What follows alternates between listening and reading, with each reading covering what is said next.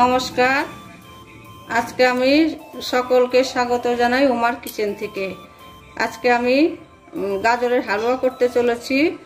কি কি পদ্ধতি নিয়ে আপনারা দেখে নিন, ভিডিওটিকে প্রথম থেকে শেষ পর্যন্ত দেখতে থাকুন। গাজরের হালুয়া করার জন্য প্রথমে গাজরটিকে ঝিরিঝিরি করে কুড়িয়ে নিতে হবে। কুড়িয়ে নিয়ে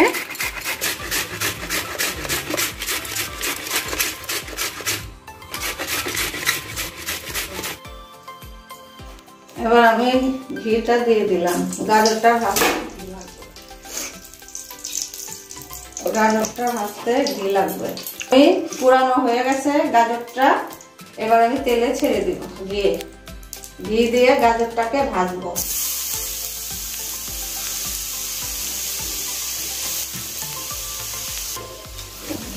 গাজরটা ঘি দিয়ে ভেজে নেব।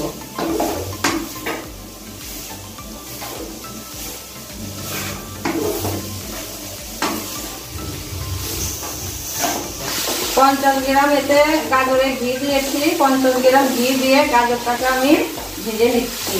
গাজরটা ধীরে করে কেটেছি, কেটে আমি ঘি দিয়ে গাজরটাকে ভেজে নিচ্ছি।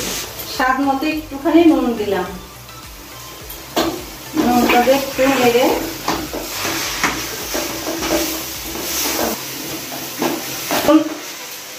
গাজরের হালুয়া করতে কি কি লাগে। গাজরটা ভাজা হয়ে গেলে আমি এই দুধটা দিব।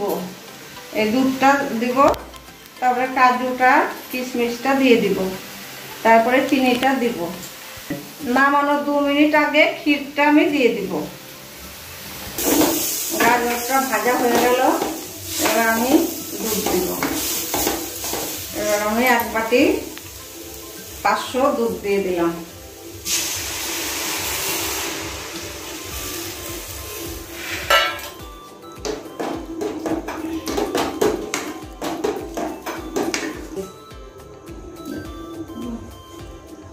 এবার আমি কিশমিশটা দিয়ে দিলাম। কিশমিশ, কাজু, তেজপাতা, এর মধ্যে এলাচ সবকিছু দিয়ে দিলাম। এবার আমি ঢাকা দিয়ে দিলাম।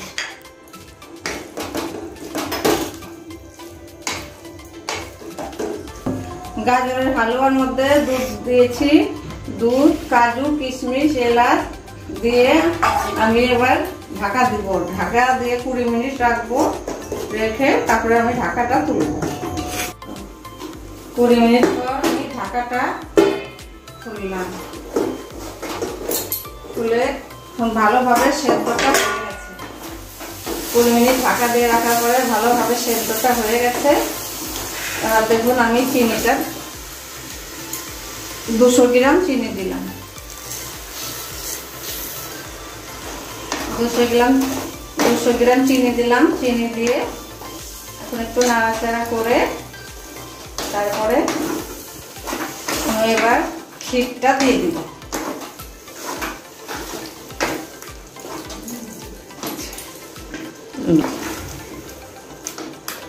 ক্ষীরটা আমি নিজে হাতে তৈরি করেছি। নিজে হাতে তৈরি করে ক্ষীরটা আমি এখন দিয়ে দিচ্ছি। নামানোর একটু আগে ক্ষীরটা আমি দিয়ে দিচ্ছি।